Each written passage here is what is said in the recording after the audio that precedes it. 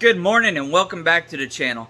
Alright, last time you saw the C7 Corvette, I performed a smoke test and you saw that the intake itself was sealed really good in the top side of the motor, but the exhaust, that's a whole different story causing problems. If you didn't catch it, you can always go back down and watch it. The issues there haven't been fixed yet, but we're still moving forward and finding the other issues that are causing problems. Alright, now everything's really congested right here. There's a few problems going on. Number 7 spark plug wire is rubbing against the steel braided line. That's going to rub a hole through it and cause an arc, which is going to cause a misfire. Secondly, the steel braided line is going over the brake booster vacuum line. That's going to end up rubbing a hole through it and causing a huge vacuum leak. So far it hasn't, and it didn't show up on the smoke test, so it's been caught in time. But then again, right underneath it, there's another portion of the steel braided line that the spark plug wire is rubbing against, and it already has a black spot where it's been arcing out.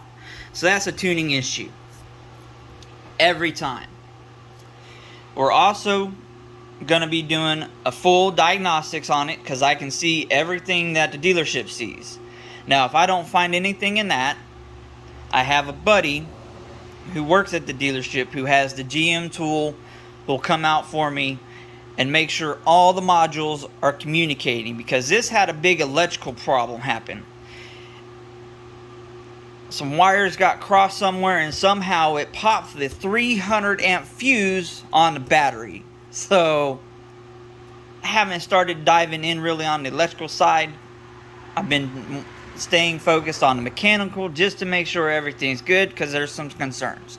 So today, besides the diagnostic report we're going to be doing, we're also going to do a compression test and a leak down test, and inspect the spark plug wires and any others for any more arc through burn marks.